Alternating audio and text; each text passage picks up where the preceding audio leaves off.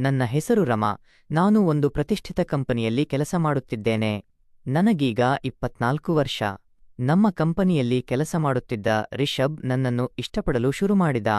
ನಾವಿಬ್ಬರೂ ಒಟ್ಟಿಗೆ ಸೇರಿ ಕೆಲಸ ಮಾಡುತ್ತಿದ್ದೆವು ಮತ್ತು ಒಬ್ಬರಿಗೊಬ್ಬರು ಹೆಚ್ಚು ಸಮಯ ಕಳೆಯುತ್ತಿದ್ದೆವು. ರಿಷಬ್ ನನ್ನನ್ನು ಇಷ್ಟಪಡಲು ಪ್ರಾರಂಭಿಸಿದ. ನಾವಿಬ್ಬರೂ ಒಟ್ಟಿಗೆ ಕೆಲಸ ಮಾಡುತ್ತಿದ್ದರಿಂದ ಒಬ್ಬರಿಗೊಬ್ಬರು ಹೆಚ್ಚು ಸಮಯವನ್ನು ಜೊತೆಯಲ್ಲೇ ಕಳೆಯುತ್ತಿದ್ದೆವು. ನಾನು ಕೂಡ ರಿಷಬ್ನನ್ನು ಇಷ್ಟಪಡಲು ಪ್ರಾರಂಭಿಸಿದೆ. ಅವನು ತುಂಬಾ ಉತ್ಸಾಹದಿಂದ ಮತ್ತು ಯಾವಾಗಲೂ ತಮಾಷೆ ಮಾಡುತ್ತಿದ್ದನು. ಕೆಲವೊಮ್ಮೆ ನಾವಿಬ್ಬರೂ ಹೊರಗಡೆ, ಕಾಫಿ ಡೇ ಮತ್ತು ರೆಸ್ಟೋರೆಂಟ್ಗಳಿಗೆ ತಿನ್ನಲು ಹೋಗುತ್ತಿದ್ದೆವು. 1 ವರ್ಷ ಒಟ್ಟಿಗೆ ಕೆಲಸ ಮಾಡಿದ ನಂತರ ರಿಷಬ್ ನನ್ನನ್ನು ಮದುವೆಯಾಗಲು ಕೇಳಿದನು. ರಮಾ, ನಾನು ನಿನ್ನನ್ನು ತುಂಬಾ ಪ್ರೀತಿಸುತ್ತಿದ್ದೇನೆ. ನೀನು ತುಂಬಾ ಸುಂದರವಾಗಿದ್ದೀಯಾ. ನೀನು ನನ್ನ ಜೀವನದಲ್ಲಿ ಬಂದು ನನ್ನ ಬಾಳನ್ನು ಬೆಳಕಾಗಿಸು ಎಂದು ಹೇಳಿದನು. ನಾನು ಅವನನ್ನು ಮದುವೆಯಾಗಲು ಸಂತೋಷದಿಂದಲೇ ಒಪ್ಪಿಕೊಂಡೆ ಮತ್ತು ಅವನು ಮದುವೆಯ ಪ್ರಸ್ತಾಪದೊಂದಿಗೆ ನನ್ನ ಮನೆಗೂ ಕೂಡ ಬಂದನು. ನಮ್ಮ ಮದುವೆಯನ್ನು ಮನೆಯವರು ಕೂಡ ಒಪ್ಪಿಕೊಂಡು ನಿಶ್ಚಯಿಸಿದರು ಮತ್ತು ಈಗ ಮದುವೆಗೆ ಕೇವಲ 15 ದಿನಗಳು ಮಾತ್ರ ಉಳಿದಿದ್ದವು. ಮನೆಯಲ್ಲಿ ಮದುವೆಯ ಸಿದ್ಧತೆಗಳು ಜೋರಾಗಿ ನಡೆಯುತ್ತಿದ್ದವು. ಆದರೆ ನಾನು ಈಗ ಆಫೀಸ್ಗೆ ಹೋಗುತ್ತಿದ್ದೆ ಮತ್ತು ಮದುವೆಗೆ 2 ದಿನಗಳ ಹಿಂದೆ ರಜಾ ಹಾಕಲು ಹೊರಟಿದ್ದೆ. ಪ್ರೈವೇಟ್ ಕಂಪನಿಯಲ್ಲಿ ರಜೆ ಸಿಗುವುದು ಕಷ್ಟವಾದ್ದರಿಂದ ಮನೆಯವರಿಂದಲೇ ತಯಾರಿ ನಡೆಯುತ್ತಿತ್ತು. ಆಗ ನನ್ನ ಅಣ್ಣ ಮದುವೆಯ ವಿಷಯವಾಗಿ ನನ್ನನ್ನು ಗೇಲಿ ಮಾಡುತ್ತಿದ್ದನು. ಈಗ ನನ್ನ ಜೀವನದಲ್ಲಿ ಹೊಸ ತಿರುವು ಬರುತ್ತದೆ ಎಂದು ಒಳಗೊಳಗೆ ಖುಷಿಪಟ್ಟೆ. ಈಗ ನಾನು ನನ್ನ ಒಂಟಿ ಜೀವನದಲ್ಲಿ ಪ್ರೀತಿಯನ್ನು ಪಡೆಯಲಿದ್ದೇನೆ ಮತ್ತು ಪ್ರತಿಯೊಬ್ಬ ಮನುಷ್ಯನಿಗೂ ಅಗತ್ಯವಿರುವ ವಸ್ತುವನ್ನು ನಾನು ಪಡೆಯಲಿದ್ದೇನೆ ಎಂದುಕೊಂಡೆ. ಈಗ ನಾನು ರಿಷಬ್ನ ಯೋಚನೆಯಲ್ಲಿ ಕಳೆದು ಹೋಗಿದ್ದೆ. ರಿಷಬ್ ಪ್ರತಿ ರಾತ್ರಿ ನನಗೆ ಫೋನ್ ಮಾಡುತ್ತಿದ್ದರು. ಅವರು ಫೋನ್ ಮಾಡಿದಾಗ ನನ್ನೊಂದಿಗೆ ಹೆಚ್ಚು ಹೊತ್ತು ಮಾತುಕತೆಯನ್ನು ನಡೆಸುತ್ತಿದ್ದರು. ಅವರು ಮದುವೆಯ ರಾತ್ರಿಯ ಬಗ್ಗೆ ಮಾತನಾಡುತ್ತಿದ್ದರು ಮತ್ತು ನಾನು ಆ ಆಲೋಚನೆಗಳಲ್ಲಿ ಕಳೆದು ಹೋಗುತ್ತಿದ್ದೆ. ನನ್ನ ಜೊತೆ ಕೆಲಸ ಮಾಡುತ್ತಿದ್ದವರು ಕೂಡ ನಮ್ಮಿಬ್ಬರ ಬಗ್ಗೆ ಯಾವಾಗಲೂ ತಮಾಷೆ ಮಾಡುತ್ತಿದ್ದರು. ಎಲ್ಲವೂ ಸರಿಯಾಗಿ, ಆದರೆ ನನ್ನ ಜೀವನದಲ್ಲಿ ಒಂದು ದೊಡ್ಡ ಚಂಡಮಾರುತ ಬರಲು ಕಾಯುತ್ತಿತ್ತು. ಅದರ ಬಗ್ಗೆ ನನಗೆ ಸಂಪೂರ್ಣವಾಗಿ ತಿಳಿದಿರಲಿಲ್ಲ. ಒಂದೆಡೆ ರಿಷಬ್ ಮತ್ತು ನನ್ನ ಜೀವನದ ಬಗ್ಗೆ ಹೊಸ ಕನಸುಗಳನ್ನು ಕಾಣುತ್ತಿದ್ದೆ. ಇನ್ನೊಂದೆಡೆ ನನ್ನ ಜೀವನದಲ್ಲಿ ಭೂಕಂಪ ಒಂದು ನಿಧಾನವಾಗಿ ಸದ್ದು ಮಾಡುತ್ತಿತ್ತು. ಆದರೆ ನನ್ನ ಜೀವನದಲ್ಲಿ ನನಗೆ ಈ ರೀತಿ ಆಗುತ್ತೆ ಎಂದು ನಾನು ಎಂದು ತಿಳಿದಿರಲಿಲ್ಲ. ಒಂದು ದಿನ ರಿಷಬ್ ಕೆಲಸಕ್ಕೆ ಬರಲಿಲ್ಲ. ಅವನಿಗೆ ಕೋಲ್ಡ್ ಆಗಿ ಜ್ವರ ಬಂದಿದ್ದರಿಂದ ಮನೆಯಲ್ಲಿ ವಿಶ್ರಾಂತಿ ತೆಗೆದುಕೊಳ್ಳುತ್ತಿದ್ದ. ಆದ್ದರಿಂದಾಗಿ ನಾನು ಆಫೀಸ್ನಲ್ಲಿ ಹೆಚ್ಚು ಹೊತ್ತು ಕೆಲಸ ಮಾಡಬೇಕಾಯಿತು. ಕೆಲಸ ಮುಗಿಯುವ ಹೊತ್ತಿಗೆ ಸುಮಾರು ರಾತ್ರಿ 9:30 ಆಗಿದ್ದರಿಂದ ಇನ್ನು ಆಫೀಸ್ನಲ್ಲಿ ಇರಲು ಸಾಧ್ಯವಾಗಲಿಲ್ಲ. ನಾನು ತಕ್ಷಣ ನನ್ನ ಬ್ಯಾಗ್ ತೆಗೆದುಕೊಂಡು ಹೊರಗೆ ಹೋದೆ. ನಂತರ ನಾನು ರಸ್ತೆಯಲ್ಲಿ ಆಟೋಗಾಗಿ ಕಾಯುತ್ತಿದ್ದೆ. ಆದರೆ ವಾತಾವರಣ ಇದ್ದಕ್ಕಿದ್ದಂತೆ ಹದಗೆಡಲು ಪ್ರಾರಂಭಿಸಿತು. ಜೊತೆಗೆ ಮಳೆಯು ಜಿಡಿಹನಿ ಹಾಕುತ್ತಾ ಭೂಮಿಗೆ ಇಳಿಯುತ್ತಿತ್ತು. ನನಗೆ ಅಲ್ಲಿ ನಿಲ್ಲಲು ಜಾಗವಿಲ್ಲದಿದ್ದರಿಂದ ಮಳೆ ಜೋರಾದಾಗ ಕೊಚ್ಚಿ ಹೋಗತೊಡಗಿದೆ. ರಾತ್ರಿ ತುಂಬಾ ತಡವಾಗಿತ್ತು. ನನಗೆ ಚಿಂತೆ ಶುರುವಾಯಿತು. ನನ್ನ ಬಟ್ಟೆಗಳೆಲ್ಲ ನೆನೆದು ತುಂಬಾ ಒದ್ದೆಯಾಗಿದ್ದವು. ಸ್ವಲ್ಪ ಹೊತ್ತಿನ ನಂತರ ಒಂದು ಕಾರು ಬಂದು ನನ್ನ ಮುಂದೆ ನಿಂತುಕೊಂಡಿತ್ತು. ಕಾರಿನೊಳಗಿದ್ದ ಹುಡುಗನೊಬ್ಬ ಕಾರಿನ ಕಿಟಕಿಯಿಂದ ಕಾರಿನೊಳಗೆ ಬನ್ನಿ ಎಂದು ಕರೆಯುತ್ತಿದ್ದನು. ನಾನು ಅವನನ್ನು ನೋಡಿದಾಗ ಅವನು ಯಾರೆಂದು ಗುರುತಿಸಿದೆ. ಅವರು ನಮ್ಮ ಆಫೀಸ್ನ ಎದುರಿಗಿನ ಆಫೀಸ್ನಲ್ಲಿ ಕೆಲಸ ಮಾಡುತ್ತಿದ್ದ. ಲಿಫ್ಟ್ನಲ್ಲಿ ಹೋಗುವಾಗ ಮತ್ತು ಬರುವಾಗ ನಾನು ಅವನನ್ನು ಅನೇಕ ಬಾರಿ ನೋಡಿದ್ದೆ. ನಾನು ಅವನೊಂದಿಗೆ ಲಿಫ್ಟ್ನಲ್ಲಿ ಒಬ್ಬಳೇ ಇರುವಾಗ ಅವನು ನನ್ನನ್ನು ಕದ್ದು ಮುಚ್ಚಿ ನೋಡುವಂತೆ ನೋಡುತ್ತಿದ್ದ. ಈ ಹಿಂದೆ ಒಮ್ಮೆ ನಾನು ಆಫೀಸ್ನ ಕೆಲಸ ಮುಗಿಸಿ ಆಟೋಗಾಗಿ ಕಾಯುತ್ತಿದ್ದಾಗ ಈ ಹುಡುಗ ನನ್ನ ಬಳಿಗೆ ಬಂದು ಲಿಫ್ಟ್ ಕೊಡಲು ಮುಂದಾದ. ಆದರೆ ಆಗ ರಿಷಬ್ ಬಂದು ನನ್ನನ್ನು ಅಲ್ಲಿಂದ ಕರೆದುಕೊಂಡು ಹೋದ. ಆ ಹುಡುಗ ಆಗ ನನ್ನ ಮತ್ತು ರಿಷಬ್ ನನ್ನ ಕಾರಿನಲ್ಲಿ ಕೂತು ಬಹಳ ಸಮಯದಿಂದ ಹಿಂಬಾಲಿಸುತ್ತಿದ್ದನು. ಆದರೆ ಈ ಬಾರಿ ರಿಷಬ್ ಕೂಡ ಇಲ್ಲ ಮತ್ತು ಈ ಹುಡುಗ ನನಗೆ ಲಿಫ್ಟ್ ಕೊಡುತ್ತೇನೆ ಎಂದು ಹೇಳುತ್ತಿದ್ದಾನೆ. ಈಗ ಏನು ಮಾಡಲಿ ಎಂದು ಯೋಚಿಸುತ್ತಾ ನಾನು ಅವನನ್ನು ನೋಡಿದೆ ಮತ್ತು ಅವನೊಂದಿಗೆ ನಾನು ಮಾತನಾಡಲಿಲ್ಲ. ಅಪರಿಚಿತರಿಂದ ಲಿಫ್ಟ್ ತೆಗೆದುಕೊಳ್ಳುವುದು ಸರಿಯಲ್ಲ ಎಂದು ನಾನು ಅವನಿಗೆ ನೋ ಥ್ಯಾಂಕ್ಸ್, ನಾನು ಆಟೋಗೆ ಕಾಯುತ್ತಿದ್ದೇನೆ ಅಂತ ಹೇಳಿದೆ. ಅಷ್ಟರಲ್ಲಿ ಆ ಹುಡುಗ ಕಾರಿನಿಂದ ಕೆಳಗೆ ಇಳಿದು ಹೊರಗೆ ಬಂದನು. ಅಷ್ಟೊತ್ತಿಗಾಗಲೇ ಸುಮಾರು ರಾತ್ರಿ 11 ಗಂಟೆ ಆಗಿತ್ತು. ಈ ಸಮಯದಲ್ಲಿ ನಿಮಗೆ ಆಟೋ ಸಿಗುವುದಿಲ್ಲ, ಏಕೆಂದರೆ ವಾತಾವರಣ ತುಂಬಾ ಕೆಟ್ಟದಾಗಿದೆ. ಮಳೆ ಕೂಡ ಜೋರಾಗಿ ಬರುತ್ತಿದೆ. ನೀವು ಸುಮ್ಮನೆ ನನ್ನೊಂದಿಗೆ ಬನ್ನಿ ಎಂದು ಹೇಳಿದನು. ಅವನು ಆ ಮಾತನ್ನು ಹೇಳಿ ನನ್ನ ಉತ್ತರಕ್ಕಾಗಿ ಕಾಯುತ್ತಿದ್ದನು. ನಾನು ಸ್ವಲ್ಪ ಯೋಚಿಸಿದ ನಂತರ ನಾನು ಇಷ್ಟೊತ್ತಿನಲ್ಲಿ ಇಲ್ಲಿ ನಿಲ್ಲುವುದು ಸರಿಯಲ್ಲ, ಅವನ ಸಹಾಯವನ್ನು ತೆಗೆದುಕೊಳ್ಳಬೇಕು ಅಂತ ಅನಿಸಿತು ಮತ್ತು ನಾನು ಅವನೊಂದಿಗೆ ಅವನ ಕಾರಿನಲ್ಲಿ ಕುಳಿತುಕೊಂಡೆ. ನಂತರ ಅವನು ಹೇಳಿದನು, ನೀನು ಮಳೆಯಲ್ಲಿ ನೆನೆದು ತುಂಬಾ ಒದ್ದೆಯಾಗಿದ್ದೀಯಾ. ನನ್ನ ಮನೆ ಇಲ್ಲೇ ಮುಂದೆ ಇದೆ. ಮೊದಲು ನಿನ್ನ ಬಟ್ಟೆಯನ್ನು ಬದಲಾಯಿಸಿಕೋ. ನಂತರ ನಾನು ನಿನ್ನನ್ನು ನಿನ್ನ ಮನೆಗೆ ಡ್ರಾಪ್ ಮಾಡುತ್ತೇನೆ ಎಂದು ಹೇಳಿದ. ನಾನು ಚಳಿಯಿಂದ ನಡುಗುತ್ತಿದ್ದೆ. ಅವನು ನನ್ನನ್ನು ತನ್ನ ಮನೆಗೆ ಕರೆದುಕೊಂಡು ಹೋದನು. ನನಗೆ ಒಂದು ಟವಲ್ ಕೊಟ್ಟು, ಅದರ ಜೊತೆಗೆ ಅವನ ಒಂದು ಟೀ ಶರ್ಟ್ ಮತ್ತು ಜೀನ್ಸ್ ಪ್ಯಾಂಟನ್ನು ಕೊಟ್ಟು, ಇದನ್ನು ನೀವು ಹಾಕಿಕೊಳ್ಳಿ ಎಂದು ಹೇಳಿದನು. ನಂತರ ಅವನು ರೂಮಿನಿಂದ ಹೊರಗೆ ಹೋಗಿದ್ದ. ನಾನು ಬಟ್ಟೆಯನ್ನು ತೆಗೆದು ನನ್ನ ದೇಹವನ್ನು ಒರೆಸುವಾಗ ನನ್ನ ಮುಂದೆ ಹೇರ್ ಡ್ರೈಯರ್ ಇರುವುದನ್ನು ನೋಡಿದೆ. ನಾನು ಮೊದಲು ನನ್ನ ಕೂದಲನ್ನು ಒಣಗಿಸಲು ಯೋಚಿಸಿದೆ, ಏಕೆಂದರೆ ನನಗೆ ತಣ್ಣೀರಿನಲ್ಲಿ ಸ್ನಾನ ಮಾಡಿದರೆ ಅಥವಾ ಮಳೆಯಲ್ಲಿ ನೆನೆದರೆ ತಲೆನೋವು ತುಂಬಾ ಹೆಚ್ಚಾಗಿ ಬರುತ್ತಿತ್ತು. ಅದಕ್ಕಾಗಿ ನನ್ನ ಕೂದಲನ್ನು ಒಣಗಿಸಲು ಹೇರ್ ಡ್ರೈಯರನ್ನು ಉಪಯೋಗಿಸಿಕೊಂಡೆ. ಅದು ಸ್ವಲ್ಪ ಸಮಯ ತೆಗೆದುಕೊಂಡಿತ್ತು. ನಂತರ ನನ್ನ ದೇಹವನ್ನೆಲ್ಲ ಒರೆಸಿಕೊಂಡ ನಂತರ ಆ ಹುಡುಗ ಕೊಟ್ಟ ಬಟ್ಟೆಯನ್ನು ಹಾಕಿಕೊಳ್ಳಲು ಕೈಗೆ ತೆಗೆದುಕೊಂಡೆ. ಆಗ ತಕ್ಷಣ ರೂಮಿನೊಳಗೆ ಆ ಹುಡುಗ ಬಂದನು. ಆ ಸಮಯದಲ್ಲಿ ನನ್ನ ಮೈಮೇಲೆ ಒಂದು ತುಂಡು ಬಟ್ಟೆಯೂ ಇರಲಿಲ್ಲ. ಅವನು ನನ್ನನ್ನು ಆ ಸ್ಥಿತಿಯಲ್ಲಿ ನೋಡಿದನು. ಒಂದು ಕ್ಷಣ ಅವನು ಹಾಗೆ ನನ್ನನ್ನು ನೋಡುತ್ತಾ ನಿಂತುಬಿಟ್ಟನು. ತಕ್ಷಣ ಅವನು ನನ್ನನ್ನು ಕ್ಷಮೆಯಾಚಿಸಿ ಬಾಗಿಲು ಮುಚ್ಚಿದನು. ಆಗ ನನ್ನ ಪರಿಸ್ಥಿತಿ ಇನ್ನೂ ತುಂಬಾ ಹದಗೆಟ್ಟಿತ್ತು. ಒಬ್ಬ ಹುಡುಗ ನನ್ನನ್ನು ಈ ಸ್ಥಿತಿಯಲ್ಲಿ ನೋಡಿದನು. ನಾನು ತಕ್ಷಣ ಅವನು ಕೊಟ್ಟ ಬಟ್ಟೆಯನ್ನು ಧರಿಸಿದೆ. ಆದರೆ ನನಗೆ ಅವನ ಪ್ಯಾಂಟನ್ನು ಹಾಕಿಕೊಳ್ಳಲು ಸಾಧ್ಯವಾಗಲಿಲ್ಲ. ಆದ್ದರಿಂದ ನಾನು ಟವಲನ್ನು ಸುತ್ತಿಕೊಂಡು ಹೊರಗೆ ಬಂದೆ. ನಾನು ಹೊರಗೆ ಬಂದ ತಕ್ಷಣ ಆ ಹುಡುಗ ನನ್ನನ್ನು ಕ್ಷಮಿಸಿ ಎಂದು ಕೇಳಿ, ನಾನು ಬಾಗಿಲು ತಟ್ಟಿ ನಂತರ ಒಳಗೆ ಬಂದೆ. ಆದರೆ ನೀವು ನಾನು ಬಾಗಿಲು ತಟ್ಟಿದಾಗ ಏನನ್ನೂ ಉತ್ತರಿಸಲಿಲ್ಲ ಎಂದು ಕೇಳಿದನು. ಅವನು ಬಾಗಿಲು ತಟ್ಟಿದಾಗ ನನ್ನ ಗಮನಕ್ಕೆ ಬಂದಿತ್ತು. ಆ ಸಮಯದಲ್ಲಿ ನಾನು ಏನನ್ನೂ ಹೇಳಲಾಗದಷ್ಟು ವಿಚಲಿತಳಾಗಿದ್ದೆ. ಆದರೆ ಈಗ ಏನೇ ನಡೆದಿದ್ದರೂ ಅದು ನನ್ನದೇ ತಪ್ಪಾಗಿತ್ತು. ನಂತರ ನಾನು ನಿಮ್ಮ ಪ್ಯಾಂಟ್ ನನಗೆ ಸರಿಹೊಂದುತ್ತಿಲ್ಲ ಎಂದು ಹೇಳಿದೆ. ಹಾಗಿದ್ದರೆ ನಾನು ನಿನ್ನ ಬಟ್ಟೆಗಳನ್ನು ವಾಷಿಂಗ್ ಮಷಿನ್ಗೆ ಹಾಕುತ್ತೇನೆ. ಅದು ಸಂಪೂರ್ಣವಾಗಿ ಒಣಗಿಸುತ್ತದೆ. ನಂತರ ನೀನು ಅದೇ ಬಟ್ಟೆಯನ್ನು ಹಾಕಿಕೊಂಡು ಆರಾಮವಾಗಿ ನಿಮ್ಮ ಮನೆಗೆ ಹೋಗಬಹುದು ಎಂದನು. ಅವರು ನನ್ನ ಬಟ್ಟೆಯನ್ನು ವಾಷಿಂಗ್ ಮಷಿನ್ಗೆ ಹಾಕಿ ಒಣಗಲು ಹಾಕಿದರು. ನಂತರ ನಾನು ನಿಮಗೆ ತಿನ್ನಲು ಕುಡಿಯಲು ಏನನ್ನಾದರೂ ಕೊಡುತ್ತೇನೆ ಎಂದು ಹೇಳಿ ಅಡುಗೆ ಮನೆಗೆ ಹೋದ. ನಂತರ ನನಗೆ ಒಂದು ಪ್ಲೇಟ್ನಲ್ಲಿ ಚಿಪ್ಸ್ ಮತ್ತು ಒಂದು ಕಪ್ ಕಾಫಿಯನ್ನು ತಂದುಕೊಟ್ಟನು. ಅವನು ಅಷ್ಟೊತ್ತಿಗಾಗಲೇ ಅಡುಗೆ ರೆಡಿ ಮಾಡಿದ್ದ. ನಾವಿಬ್ಬರೂ ಒಟ್ಟಿಗೆ ಊಟಕ್ಕೆ ಕುಳಿತುಕೊಂಡೆವು. ಅವನು ಊಟ ಮಾಡುತ್ತಾ ನನ್ನನ್ನೇ ನೋಡುತ್ತಿದ್ದ. ನನ್ನ ಶರ್ಟಿನ ಮೇಲಿನ ಗುಂಡಿಯನ್ನು ನಾನು ಹಾಕಿಕೊಂಡಿರಲಿಲ್ಲ. ಅವರು ನನ್ನ ದೇಹವನ್ನು ನೋಡುತ್ತಿರುವುದು ನನ್ನ ಗಮನಕ್ಕೆ ಬಂದಿತ್ತು. ಇದನ್ನು ನಾನು ಅರಿತುಕೊಂಡ ತಕ್ಷಣ ಅವರು ನನ್ನ ಹತ್ತಿರ ಬಂದರು. ಅವರು ನನ್ನ ಶರ್ಟ್ನ ಗುಂಡಿಯನ್ನು ಹಾಕಲು ಪ್ರಾರಂಭಿಸಿದರು. ಅವರು ನೋಡಲು ತುಂಬಾ ಚೆನ್ನಾಗಿದ್ದರು. ನಾನು ಅವರ ಮುಖವನ್ನೇ ನೋಡುತ್ತಿದ್ದೆ. ಆಗ ಅವರು, ನಾನು ನಿನಗೆ ಒಂದು ಪೈಜಾಮ ತಂದುಕೊಡುತ್ತೇನೆ, ನೀನು ಅದನ್ನು ಹಾಕಿಕೋ ಹೀಗೆ ಹೇಳುತ್ತಾ ನನಗಾಗಿ ಪೈಜಾಮ ತಂದುಕೊಟ್ಟನು.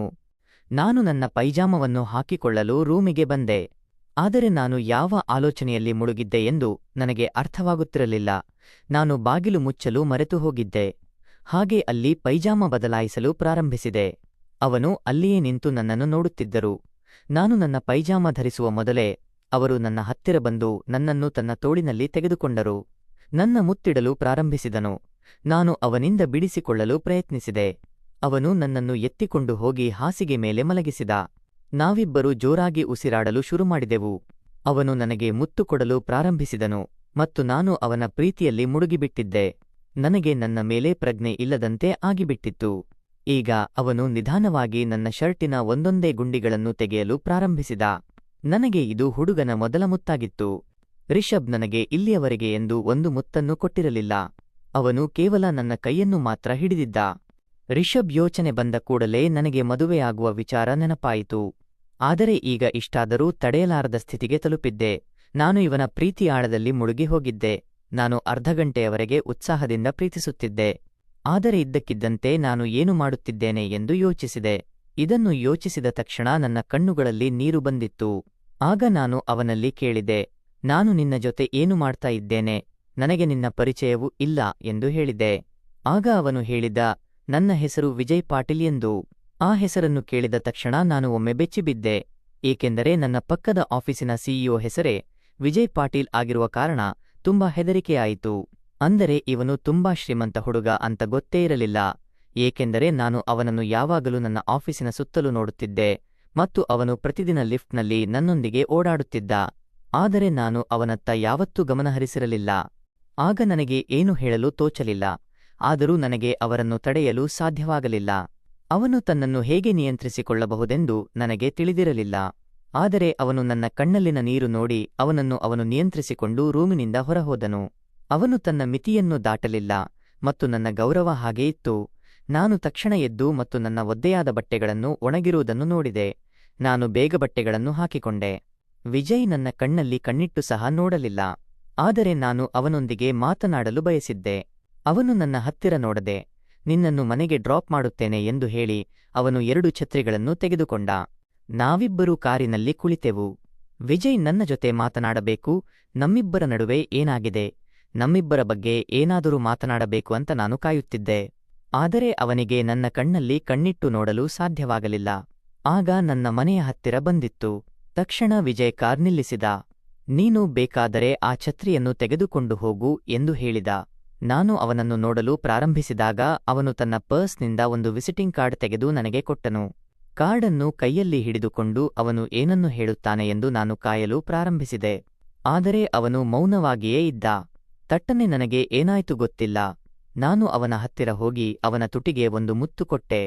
ಅವನು ನನ್ನನ್ನು ಪ್ರೀತಿಯ ಕಣ್ಣುಗಳಿಂದ ನೋಡುತ್ತಿದ್ದನು. ನಾನು ಕಾರಿನಿಂದ ಇಳಿದು ನನ್ನ ಮನೆಗೆ ಬಂದೆ. ನಂತರ ನಾನು ನನ್ನ ರೂಮಿಗೆ ಮಲಗಲು ಹೋದಾಗ ಇಂದು ನನಗೆ ಏನಾಯಿತು ಎಂದು ಅರ್ಧ ಗಂಟೆಯವರೆಗೂ ಯೋಚಿಸುತ್ತಲೇ ಇದ್ದೆ. ನಂತರ ನಾನು ಅವರ ಕಾರ್ಡನ್ನು ತೆಗೆದು ನೋಡಿದೆ ಮತ್ತು ಅದರಲ್ಲಿ ವಿಜಯನ ಫೋನ್ ನಂಬರ್ ಇತ್ತು. ನಾನು ಏನನ್ನು ಯೋಚಿಸದೆ ಅವನ ನಂಬರ್ ಡಯಲ್ ಮಾಡಿದೆ. ವಿಜಯ್ ಫೋನ್ ರಿಸೀವ್ ಮಾಡಿದಾಗ ನಾನು ರಮಾ, ಇವತ್ತು ಏನೆಲ್ಲ ನಡೆಯಿತು ಎಂದು ಅನ್ನುತ್ತಿರುವಾಗ ಅವರು ನನ್ನ ಮಾತಿಗೆ ಅಡ್ಡಪಡಿಸಿ, ನಾನು ನನ್ನ ಬೆಡ್ರೂಮ್ನಲ್ಲಿ ಅದೇ ಹಾಸಿಗೆ ಮೇಲೆ ಮಲಗಿ ನಿನ್ನ ಜೊತೆ ಕಳೆದ ಆ ನೆನಪುಗಳಲ್ಲಿ ಕಳೆದು ಹೋಗಿದ್ದೇನೆ ಎಂದನು. ಇದು ನನ್ನ ಜೀವನದ ಅತ್ಯಂತ ಸುಂದರ ಕ್ಷಣ ಅಂತಲೂ ಹೇಳಿದನು. ನನ್ನ ಹೃದಯಕ್ಕೆ ಏನಾಯಿತು ಎಂದು ನನಗೆ ತಿಳಿದಿಲ್ಲ. ಈ ಸೆಳೆತ ನನ್ನನ್ನು ವಿಜಯ್ ಕಡೆಗೆ ಎಳೆಯುತ್ತಿತ್ತು. ನಿಧಾನವಾಗಿ ನನಗೆ ನಿದ್ದೆ ಬರತೊಡಗಿತು. ನಂತರ ನಾನು ವಿಜಯ್ಗೆ ಗುಡ್ ನೈಟ್ ಹೇಳಿ ಫೋನ್ ಇಟ್ಟು ಮಲಗಿಕೊಂಡೆ. ಮರುದಿನ ಬೆಳಿಗ್ಗೆ ಎದ್ದಾಗ ನನ್ನ ಫೋನ್ ತೆಗೆದುಕೊಂಡು ವಿಜಯ್ಗೆ ಒಂದು ಗುಡ್ ಮಾರ್ನಿಂಗ್ ಅಂತ ಮೆಸೇಜ್ ಮಾಡಿದೆ. ಇಂದು ಶನಿವಾರವಾಗಿತ್ತು. ನಮಗೆ ರಜೆ ಕೂಡ ಇತ್ತು. ಅಂದರೆ ನನಗೆ ಇವತ್ತು ವಿಜಯನನ್ನು ನೋಡಲು ಸಾಧ್ಯವಾಗುವುದಿಲ್ಲ ಎಂದುಕೊಂಡೆ. ತಕ್ಷಣ ಆ ಕಡೆಯಿಂದ ವಿಜಯ್ ಮೆಸೇಜ್ ಬಂತು. ಇವತ್ತು ಏನು ಮಾಡುತ್ತಿದ್ದೀಯಾ ಎಂದು ಮೆಸೇಜ್ ಮಾಡಿದ್ದ. ಆಗ ನಾನು ಇವತ್ತು ಮದುವೆ ಶಾಪಿಂಗ್ಗೆ ಹೋಗಬೇಕಿತ್ತು, ಆದರೂ ಇವತ್ತು ನಾನು ಫ್ರೀ ಆಗಿದ್ದೇನೆ ಎಂದು ಅವನಿಗೆ ಮೆಸೇಜ್ ಮಾಡಿದೆ. ಆದರೆ ಅದು ಪ್ರೀತಿಯ ಮತ್ತೊಂದ ಗೊತ್ತಿಲ್ಲ. ನಂತರ ಅವನು ನನಗೆ ಮೆಸೇಜ್ ಮಾಡಿದ, ಹಾಗಾದರೆ ನನ್ನ ಮನೆಗೆ ಇಂದು ಮಧ್ಯಾಹ್ನ ಊಟಕ್ಕೆ ಬನ್ನಿ, ನಾನು ನಿಮಗಾಗಿ ನನ್ನ ಕೈಯಾರೆ ಊಟವನ್ನು ಸಿದ್ಧ ಮಾಡುತ್ತೇನೆ ಎಂದು ಹೇಳಿದ. ನಾನು ಮಧ್ಯಾಹ್ನ ಆಗುವುದನ್ನೇ ಕಾಯತೊಡಗಿದೆ. ನಂತರ ನಾನು ಸ್ನಾನ ಮಾಡಿ ವಿಜಯ್ ಮನೆಗೆ ಹೋಗಲು ರೆಡಿಯಾಗಲು ನಿಂತೆ. ಬೇಗನೆ ರೆಡಿಯಾಗಿ ಹೊರಟೆ. ಆದರೆ ಅಪ್ಪ ಅಮ್ಮನ ಬಳಿ ನಾನು ಶಾಪಿಂಗ್ಗೆ ಒಬ್ಬಳೇ ಹೋಗುತ್ತಿದ್ದೇನೆ, ಇಂದು ರಿಷಬ್ನನ್ನು ಭೇಟಿಯಾಗಬೇಕು ಎಂದು ಹೇಳಿದೆ. ಆದರೆ ಅದಕ್ಕೂ ಮೊದಲು ನಾನು ವಿಜಯನನ್ನು ಭೇಟಿಯಾಗಲು ಬಯಸಿದ್ದೆ. ನಮ್ಮಿಬ್ಬರ ನಡುವೆ ಏನೇ ನಡೆದರೂ ನನ್ನ ಜೀವನದಲ್ಲಿ ಭೂಕಂಪವನ್ನು ಸೃಷ್ಟಿಸಿತ್ತು. ನಾನು ಮಧ್ಯಾಹ್ನ 12:30 ಹೊತ್ತಿಗೆ ವಿಜಯ್ ಮನೆ ತಲುಪಿದೆ. ಅವರು ನನ್ನನ್ನು ನೋಡಿ ಮುಗುಳು ನಗುತ್ತಾ ಮನೆಯೊಳಗೆ ಕರೆದರು.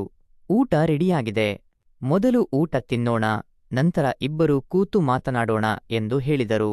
ಅವರು ಮಾಡಿದ ಅಡುಗೆ ತುಂಬಾ ರುಚಿಕರವಾಗಿತ್ತು. ಊಟವಾದ ನಂತರ ನಾನು ಹೇಳಿದೆ, ನೋಡು ವಿಜಯ್, ನಿನ್ನೆ ಏನಾಯ್ತು, ಅದು ಹೇಗೆ ಸಂಭವಿಸಿತು ಎಂದು ನನಗೆ ತಿಳಿದಿಲ್ಲ. ಆದರೆ ನನ್ನ ಮದುವೆ ನಿಶ್ಚಯವಾಗಿದೆ ಮತ್ತು ನನ್ನ ಮದುವೆ ಇನ್ನು 15 ದಿನಗಳಲ್ಲಿ ಆಗಲಿದೆ ಎಂದು ಹೇಳಿದೆ. ನನ್ನ ಮಾತು ಕೇಳಿದ ನಂತರ ಅವರ ಮುಖದಲ್ಲಿ ಕೋಪ ಸ್ಪಷ್ಟವಾಗಿ ಎದ್ದು ಕಾಣುತ್ತಿತ್ತು. ಅವನು ನನ್ನನ್ನು ಕಳೆದುಕೊಳ್ಳಲು ಬಯಸುವುದಿಲ್ಲ. ಅವನು ನನ್ನನ್ನು ಪ್ರೀತಿಸುತ್ತಾನೆ. ಹೀಗೆ ಹೇಳಿಕೊಳ್ಳುತ್ತಾ ನಾನು ಅಲ್ಲಿಂದ ಹೊರಡುವಾಗ ನನ್ನ ಕೈ ಹಿಡಿದು, ನೀನು ನಿನ್ನ ಮನಸ್ಸು ಬದಲಾಯಿಸಿದರೆ ನಾನು ಇಲ್ಲಿ ನಿನಗಾಗಿ ಕಾಯುತ್ತೇನೆ ಎಂದನು. ಅವನ ಕಣ್ಣುಗಳಲ್ಲಿ ನನ್ನ ಮೇಲಿನ ಪ್ರೀತಿಯನ್ನು ನಾನು ನೋಡಿದೆ. ಕೇವಲ ಅವನ ಒಂದು ಸ್ಪರ್ಶದಿಂದ ನನ್ನ ದೇಹವು ನಡುಗಲು ಪ್ರಾರಂಭಿಸಿತು. ನಾನೇಕೆ ಹೀಗೆ ಬಲಹೀನನಾಗುತ್ತಿದ್ದೇನೆ ಎಂದ ತಕ್ಷಣ ಅವನ ಹತ್ತಿರ ಬಂದು ಅಪ್ಪಿಕೊಂಡೆ. ಆ ಕ್ಷಣ ಸಮಯ ನನ್ನನ್ನು ಸಂಪೂರ್ಣವಾಗಿ ಹುಚ್ಚಳನಾಗಿ ಮಾಡುತ್ತಿತ್ತು. ತುಂಬಾ ಕಷ್ಟಪಟ್ಟು ಅವನಿಂದ ಬೇರ್ಪಟ್ಟು ಹೊರಗೆ ಬಂದು ಮತ್ತೆ ರಿಷಬ್ ಜೊತೆ ಶಾಪಿಂಗ್ನಲ್ಲಿ ಮುಳುಗಿದೆ. ರಾತ್ರಿ ಮನೆಗೆ ಬಂದಾಗ ರಿಷಬ್ನಿಂದ ಫೋನ್ ಬಂತು. ಆದರೆ ನನಗೆ ಅವನೊಂದಿಗೆ ಮಾತನಾಡಬೇಕು ಎಂದು ಏಕೋ ಅನಿಸಲಿಲ್ಲ. ನಮ್ಮಿಬ್ಬರ ನಡುವೆ ಫೋನಿನಲ್ಲಿ ನಡೆಯುತ್ತಿದ್ದ ಪ್ರಣಯದಲ್ಲಿ ನನಗೆ ಆಸಕ್ತಿ ಇರಲಿಲ್ಲ.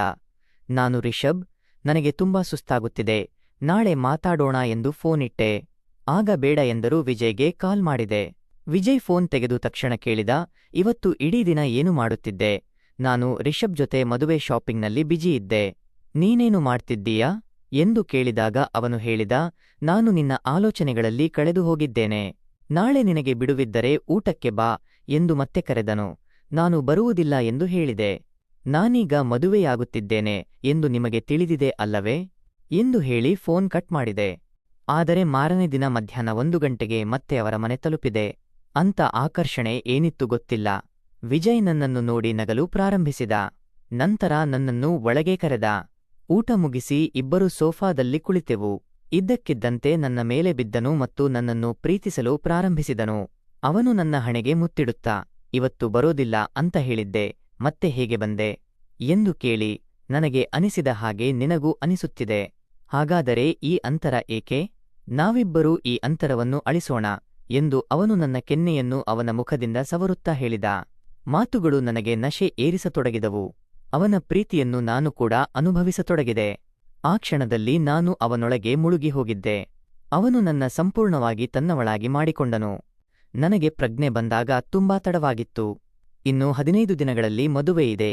ಆದರೆ ನಾನು ಸಂಪೂರ್ಣವಾಗಿ ವಿಜಯನವಳಾಗಿದ್ದೆ. ವಿಜಯ್ ಹೇಳಿದ, ಈಗ ನೀನು ನನ್ನವಳು, ನಾನು ನಿನ್ನನ್ನು ಬಿಟ್ಟು ಹೋಗಲಾರೆ, ನನ್ನೊಂದಿಗೆ ಬಾ ಎಂದು. ಅವನು ನನ್ನನ್ನು ಅವರ ಕಾರಿನಲ್ಲಿ ನನ್ನ ಮನೆಗೆ ಕರೆದುಕೊಂಡು ಬಂದು ಮತ್ತು ನೇರವಾಗಿ ನನ್ನ ಮನೆಯೊಳಗೆ ಪ್ರವೇಶಿಸಿದರು. ನನಗೆ ಭಯವಾಗತೊಡಗಿತು.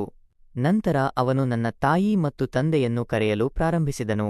ನನ್ನ ತಾಯಿ ಮತ್ತು ತಂದೆ ಬಂದಾಗ ಅವರು ಅವನನ್ನು ತುಂಬಾ ವಿಚಿತ್ರವಾದ ಕಣ್ಣುಗಳಿಂದ ನೋಡಲು ಆರಂಭಿಸಿದರು.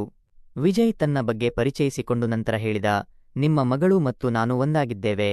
ಈಗ ನಾವು ಬೇರೆಯಾಗಲು ಸಾಧ್ಯವಿಲ್ಲ ಎಂದ. ಅವನ ಮಾತಿಗೆ ನನ್ನ ಮುಖವು ನಾಚಿಕೆಯಿಂದ ಕೆಂಪಾಯಿತು. ಅವನು ಇದನ್ನು ನನ್ನ ಹೆತ್ತವರಿಗೆ ಹೇಗೆ ಹೇಳಿದನು? ನನ್ನ ತಾಯಿ ಮತ್ತು ತಂದೆ ನನ್ನನ್ನು ದೊಡ್ಡ ಕಣ್ಣುಗಳಿಂದ ನೋಡಲಾರಂಭಿಸಿದರು.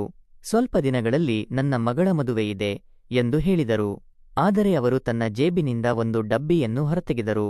ಅದನ್ನು ತೆರೆದು ನೋಡಿದಾಗ ಒಳಗಡೆ ಕುಂಕುಮವಿತ್ತು. ಅವನು ನನ್ನ ಹಣೆಯಲ್ಲಿ ಸಿಂಧೂರ ತುಂಬಿ, ಇನ್ನು ಮುಂದೆ ರಮ ನನ್ನ ಹೆಂಡತಿ ಎಂದು ಹೇಳಿ, ಅವರು ನನ್ನ ಕೈ ಹಿಡಿದು ತನ್ನ ಮನೆಗೆ ಕರೆದುಕೊಂಡು ಹೋದನು. ಆಗ ನನಗೆ ಏನು ಹೇಳಬೇಕು ತೋಚಲಿಲ್ಲ.